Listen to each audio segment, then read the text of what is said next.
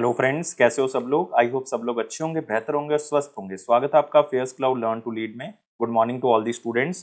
तो जैसे कि आपको पता है कि हम अगस्त मंथ के topic wise current affair start कर चुके हैं, जिसमें बहुत से टॉपिक हम कवर कर चुके हैं। लेकिन आज टॉपिक ऑफ डिस्कशन हमारे पास क्या है? Awards and recognition.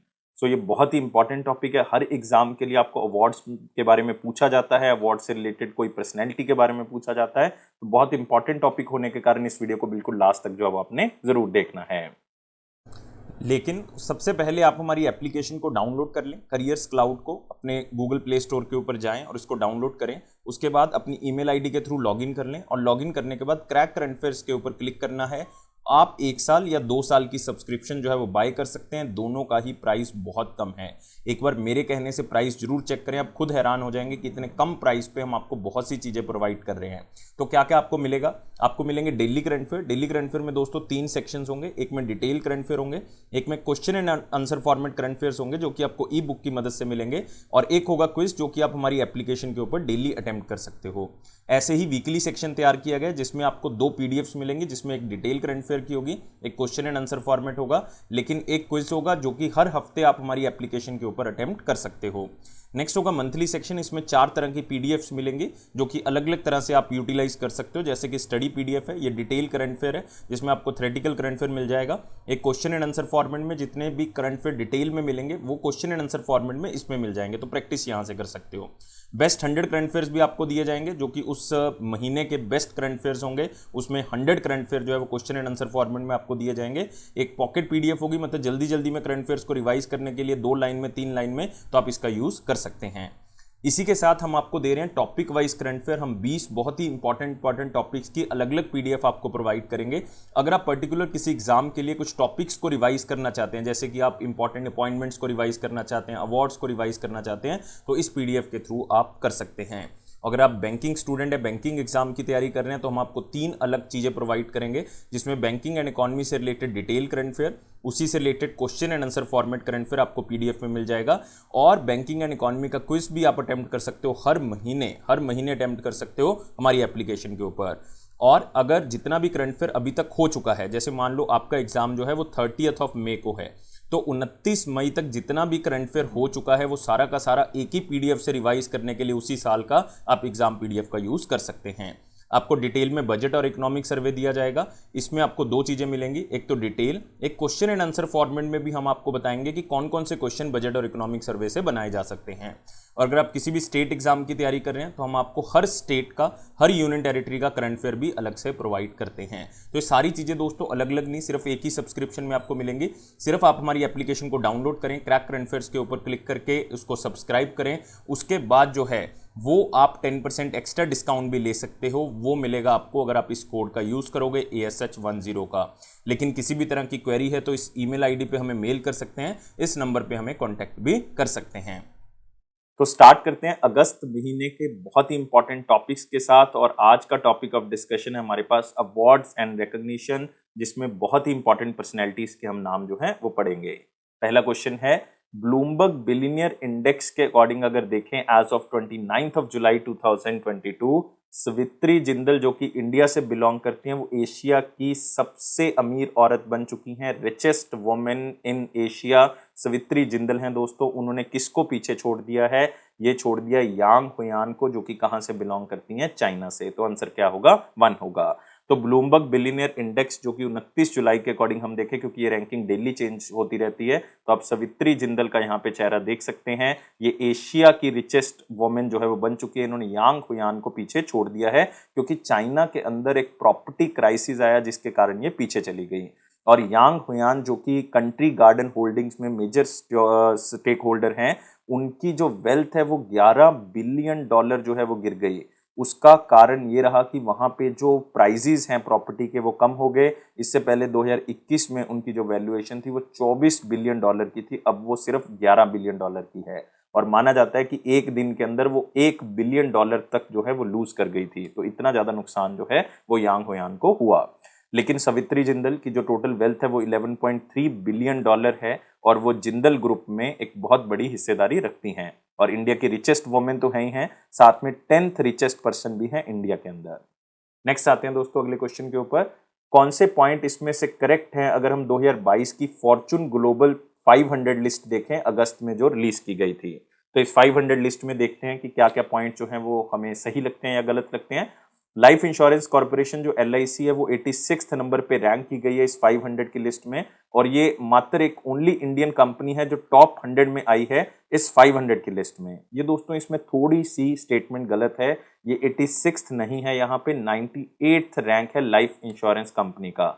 तो LIC का रैंक जो है वो 98 है, क्योंकि इसका टोटल रेवेन्यू जो LIC का है वो 97.26 बिलियन डॉलर है, और इसकी टोटल जो प्रॉफिट है वो 553 मिलियन डॉलर है, और ये 500 लिस्ट में 98 रैंक पे है। हाँ, ये बात बिल्कुल सही है कि ये ओनली इंडियन कंपनी है जो टॉप 100 में है इस लिस्ट के अंदर। और आपको पता है कि LIC ने रिसेंटली अपना IPO भी इशू किया है, तो पहली स्टेटमेंट गलत होगी हमारे पास। रिलायंस इंडस्ट्रीज का जो रैंक है वो 104th है 2022 की इस लिस्ट के अंदर, जो कि आप कह सकते हो 51 स्थान जो है वो जंप करके आगे पहुंच गया है। इससे पहले जो लास्ट ईयर की लिस्ट थी 2021 वाली, उसमें 155 रैंक था। तो ये भी बिल्कुल सही है कि रिलायंस इंडस्ट्रीज ने बहुत बड़ा जंप लगा के 104th रैंक हासिल किया है। वॉलमार्ट जो है वो इस लिस्ट के अंदर टॉप पे है 9वीं बार लगातार, मतलब 9th टाइम जो है वो लगातार वॉलमार्ट जो है वो पहले नंबर पे आता जा रहा है। और दूसरे नंबर पे इसमें कंपनी है अमेजॉन, और तीसरे नंबर पे एक चाइना की एनर्जी कंपनी है जिसका नाम है स्टेट ग्रिड, उसका स्थान तीसरा है। तो पहले स्थान पे वॉलमार्ट है, तीसरा अमेजॉन है, और दूसरा अमेजॉन है, और तीसरा स्टेट ग्रिड है। तो तीसरी स्टेटमेंट भी बिल्कुल सही है, तो आंसर क्या होगा? ओनली बी एंड सी, क्योंकि करेक्ट स्टेटमेंट पूछा है तो आंसर ओनली बी एंड सी होगा। तो आप यहाँ पे देख सकते हैं LIC जो है वो 98th रैंक पे आंका गया, और रिलायंस जो है वो 104th रैंक पे आका गया, और 51 प्लेसेस को जंप करके जो 104th पे पहुंचा है। नेक्स्ट आते हैं, उस पर्सनैलिटी का नाम बताना है जिसने मिसेस इंडिया वर्ल्ड टाइटल 2022-23 जीता है। तो फिर में अपने आप में एक बहुत ही इंपॉर्टेंट क्वेश्चन, और ये पर्सनैलिटी है सरगम कौशल। तो आंसर होगा 3। तो ये है दोस्तों मिसेस इंडिया वर्ल्ड टाइटल 2022-23, और सरगम कौशल कौन सी स्टेट या यूनियन टेरिटरी से बिलोंग करती हैं? जम्मू कश्मीर से इनको ये टाइटल दिया गया मिसेस इंडिया वर्ल्ड 2022-23। और इसका मतलब अगर इस टाइटल को जीत चुकी हैं तो अभी इसके बाद एक प्रतियोगिता और होगी जिसका नाम होगा मिसेस वर्ल्ड 2022, तो उसमें ये इंडिया को रिप्रेजेंट करेंगी। और ये जो पूरी सेरेमनी है ये मुंबई महाराष्ट्र में हुई, जहां पे इनको विजेता घोषित किया गया। और इवन आप फर्स्ट रनर अप का नाम याद रख सकते हैं, मिसेस जूही व्यास जो कि फर्स्ट रनर अप रही हैं, और मिसेस चाहत दलाल जो कि दूसरी रनर अप रही हैं। लेकिन आपको रनर अप याद रह गया तो ठीक है, अदरवाइज मोस्ट इंपॉर्टेंट है मिसेस इंडिया वर्ल्ड टाइटल जो है वो सरगम कौशल को मिला है, जम्मू कश्मीर से बिलोंग करती हैं। नेक्स्ट, किसको रिसेंटली शेवलियर अवार्ड ऑफ फ्रांस दिया गया है उनकी कंट्रीब्यूशन के लिए पब्लिशिंग कोलैबोरेशन में इंडिया और फ्रांस के रिलेशंस को मजबूत करने के लिए। तो पब्लिशिंग कोलैबोरेशन में उनका कंट्रीब्यूशन रहा है इंडिया और फ्रांस दोनों कंट्रीज में, इसलिए उनको शेवलियर अवार्ड ऑफ फ्रांस से सम्मानित किया गया, और इनका नाम है कन्नन सुंदरम। तो आंसर क्या होगा इसका? 3 होगा। तो फ्रेंच गवर्नमेंट की तरफ से ये ऑर्डर दिया गया है, जिनका इस ऑर्डर का पूरा नाम है शेवलियर अवार्ड या शेवलियर अवार्ड ऑफ फ्रांस, और ये कन्नन सुंदरम को एक बहुत ही अच्छी बुक को पब्लिश करने के लिए मिला है, और इस बुक का नाम है कलाचू, याद रखोगे आप, कलाचू वादू। कलाचू वादू बुक को पब्लिश करने के लिए अवार्ड दिया गया है, मतलब पब्लिशिंग कंट्रीब्यूशन के लिए उनको ये अवार्ड दिया गया। और ये सेरेमनी जो है वो न्यू दिल्ली में की जाएगी सितंबर लास्ट में या अक्टूबर में, ताकि ये फ्रेंच एम्बेसडर के घर में इस सेरेमनी को करके इनको अवार्ड जो है वो दिया जा सके। और ये अवार्ड जो है वो 1963 में जो है इसको स्टार्ट किया गया था। नेक्स्ट आते हैं, अगस्त 2022 में तेंजिन ग्यात्सो जो कि कौन से नंबर के दलाई लामा हैं, जो कि तिब्बतियन स्पिरिचुअल लीडर हैं आजकल, उनको हाईएस्ट सिविलियन ऑनर दिया गया है लद्दाख का, जिसका नाम है दपाल नरगम दस्तोन अवार्ड। तो नाम थोड़ा सा डिफिकल्ट है, शायद मेरी प्रोनाउंसिएशन गलत हो, लेकिन फिर भी आपने स्पेलिंग्स को देख लेना है। दपाल नरगम दस्तोन अवार्ड, ये हाईएस्ट सिविलियन अवार्ड है लद्दाख का, और ये मिला है दलाई लामा को, तेंजिन ग्यात्सो को, और ये 14th नंबर के दलाई लामा है। आंसर क्या होगा? 4 होगा।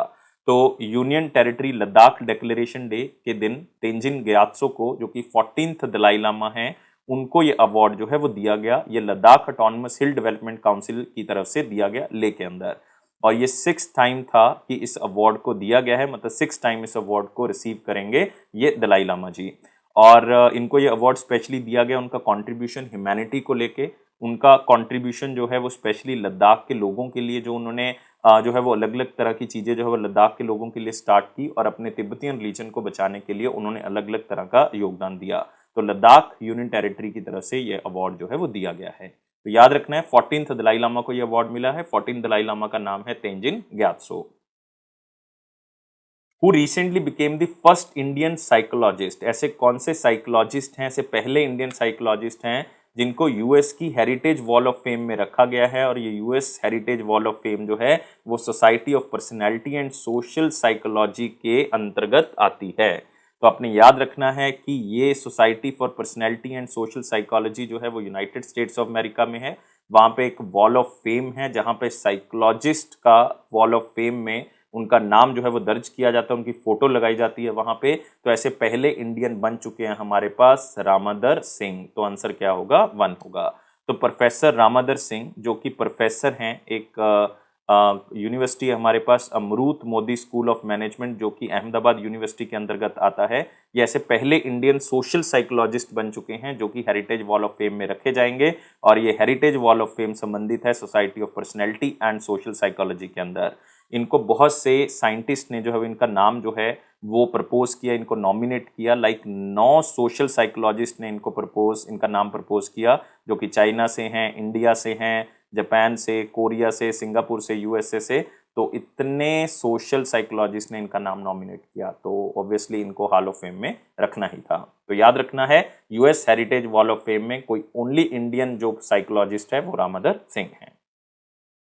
अगस्त 2022 में सुनील चेत्री को डिक्लेयर किया गया है कि वो 2021-22 के ऑल इंडिया फुटबॉल फेडरेशन के men's footballer of the year बनेंगे।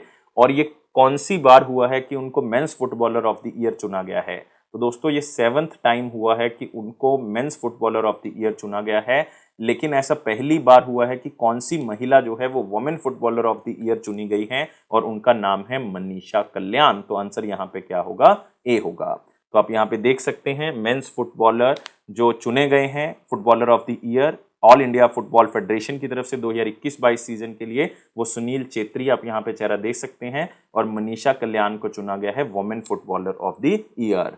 तो ये 2021-22 के अवार्ड जो हैं वो ऑल इंडिया फुटबॉल फेडरेशन की तरफ से दिए गए हैं। लेकिन इसमें दोस्तों और भी कैटेगरीज हैं, like all India Football federation best referee का अवार्ड आप याद रख सकते हैं, इसमें इंपॉर्टेंट है। बेस्ट रेफरी का खिताब दिया गया है क्रिस्टल जॉन को। और वोमेन इमर्जिंग प्लेयर का खिताब दिया गया है मार्टिना। और मेन इमर्जिंग का खिताब दिया गया विक्रम प्रताप को। ये आप नाम याद रख सकते हैं, लेकिन मोस्ट इंपॉर्टेंट तो आपको क्वेश्चन के अंदर मिल ही रहा है।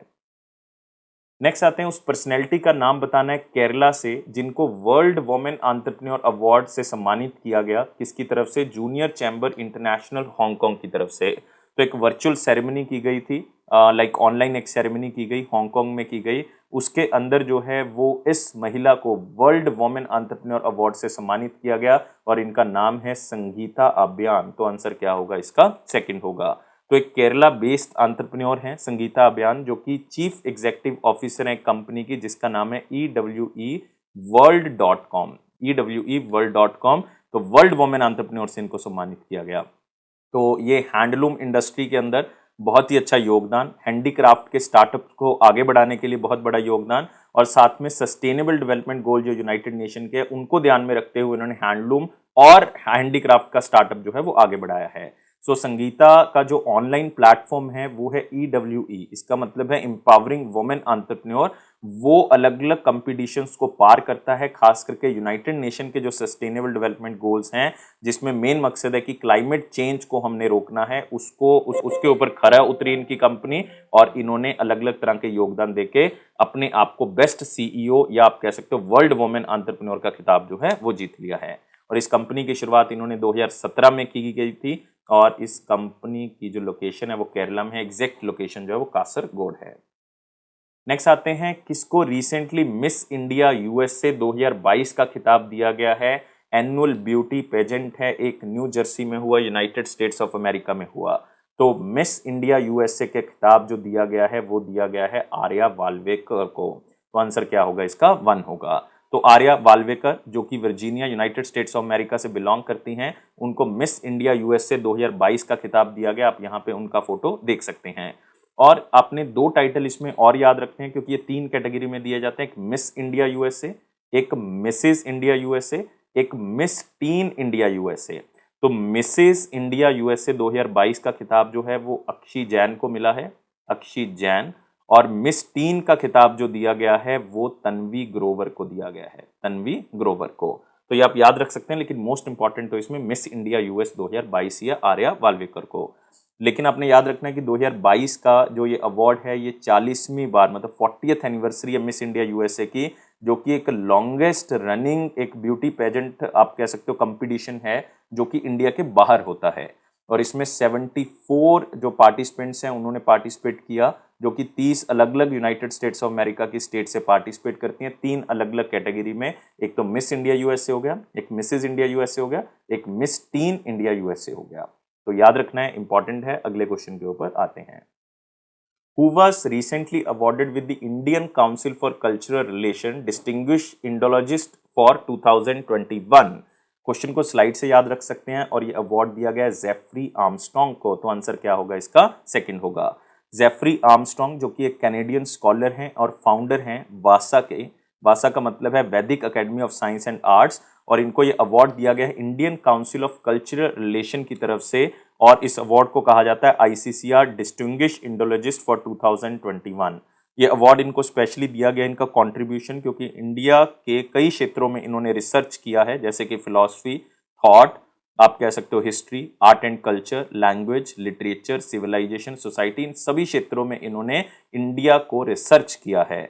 और आप ये भी याद रख सकते हैं कि इस अवार्ड को जो स्टार्ट किया गया था वो 2015 में किया गया था। लेकिन सबसे इम्पॉर्टेंट है ये organisation Indian Council of Cultural Relation. इसकी स्थापना 1950 में की गई थी, मौलाना अबुल कलाम आज़ाद की तरफ से की गई थी, जो कि इंडिपेंडेंट इंडिया के फर्स्ट एजुकेशन मिनिस्टर थे। तो आप यहाँ पे देख सकते हैं जेफरी आर्मस्ट्रॉन्ग को ये अवार्ड दिया गया है।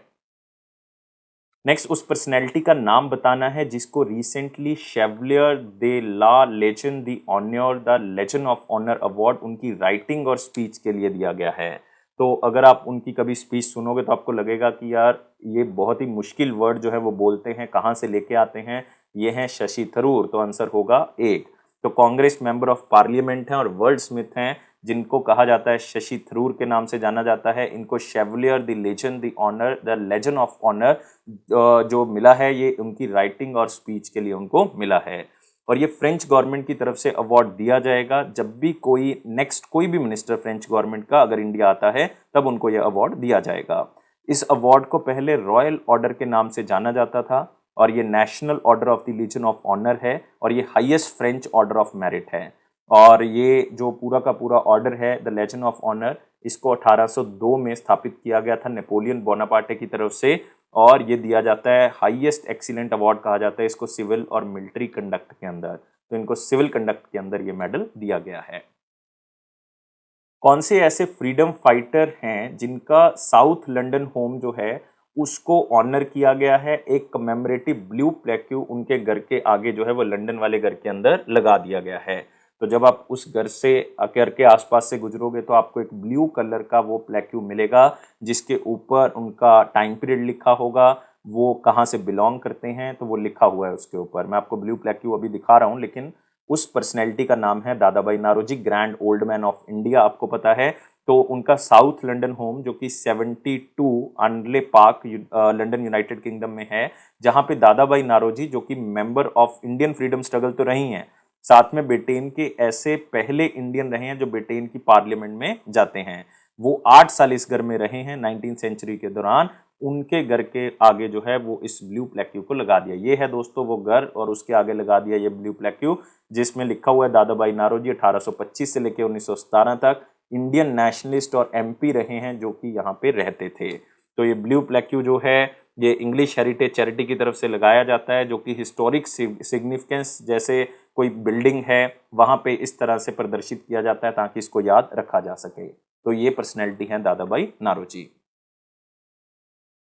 कौन सी कंपनी जो है वो ऐसी पहली इंडियन कंपनी बन गई है जो कि 2022 की फोर्ब्स क्लाउड 100 लिस्ट के अंदर टॉप 100 प्राइवेट क्लाउड कंपनीज के अंदर आ चुकी है। तो ये पिछले साल भी जो है वो आई थी, इस साल भी जो है ये पहली इंडियन कंपनी है जो कि 2022 की फोर्ब्स क्लाउड 100 लिस्ट में टॉप 100 प्राइवेट क्लाउड कंपनीज में शामिल है, और ये है रेजर पे सॉफ्टवेयर। तो आंसर क्या होगा इसका? 4 होगा। तो आपको पता है रेजर पे जो सॉफ्टवेयर प्राइवेट लिमिटेड कंपनी है, ये payment and banking platform solution provide करती है।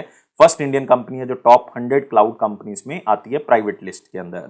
और रेजर पे जो है वो फोर्ब्स की लिस्ट में दूसरी बार आई है, जैसे कि मैंने पहले भी बताया।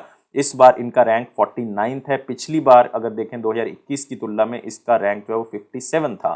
तो आप कह सकते हो लगभग 8 स्थान जो है वो आगे निकल के रेजर पे सॉफ्टवेयर ऊपर आ गया है। तो यह है फोर्ब्स की 2022 cloud 100 world best cloud companies, लेकिन ये प्राइवेट कंपनीज की लिस्ट है।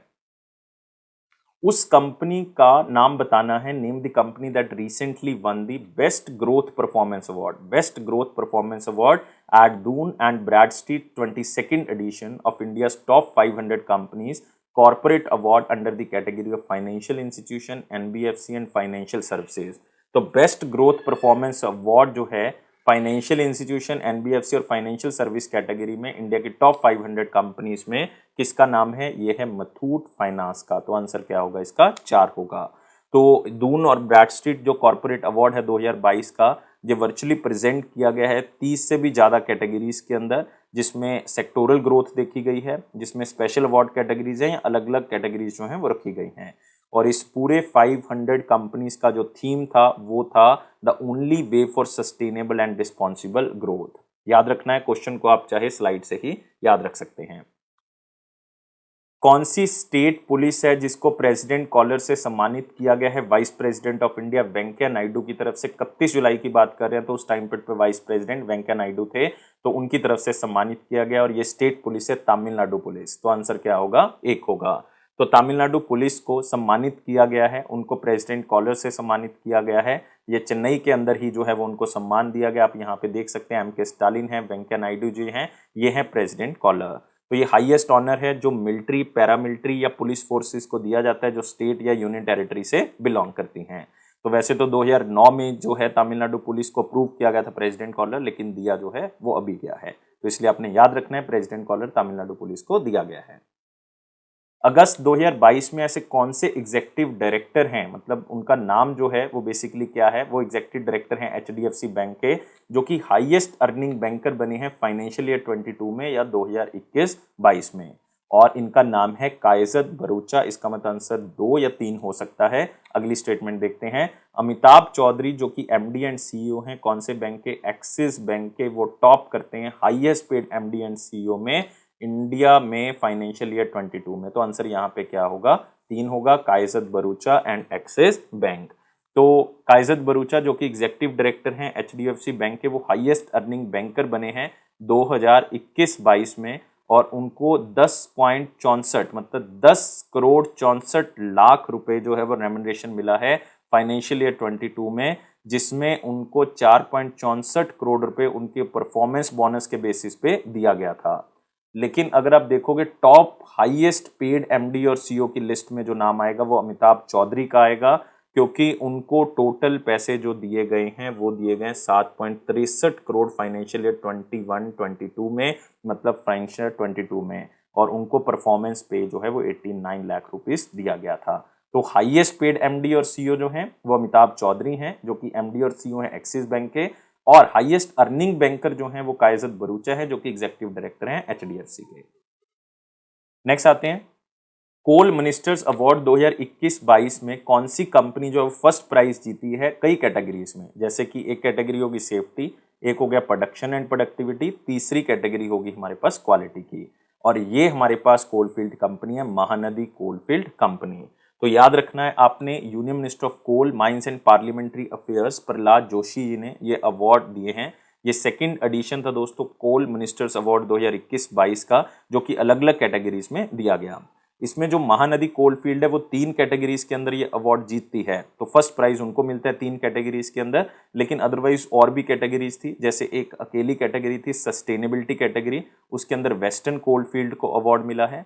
ऐसे ही नदन कोल्डफील्ड को अवार्ड मिला है एंटरप्राइज रिसोर्स प्लानिंग के अंदर, ERP के अंदर।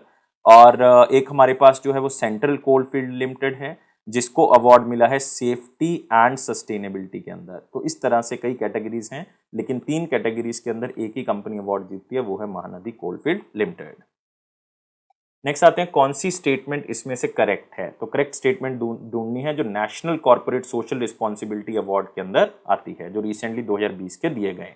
तो हिंदुस्तान पेट्रोलियम कॉर्पोरेशन लिमिटेड को जो है वो कॉर्पोरेट अवार्ड कैटेगरी के अंदर जो है वो CSR अवार्ड जो है वो दिया गया है।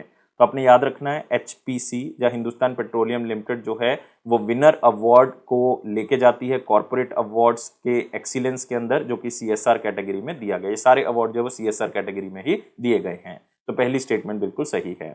ITC लिमिटेड और इंडियन ऑयल कॉर्पोरेशन लिमिटेड भी जो है वो winner and honourable mentions award जीतती हैं CSR अवार्ड्स के अंदर, और इनको मिला है ये एस्पिरेशनल डिस्ट्रिक्ट और डिफिकल्ट टेरेन कैटेगरी के अंदर।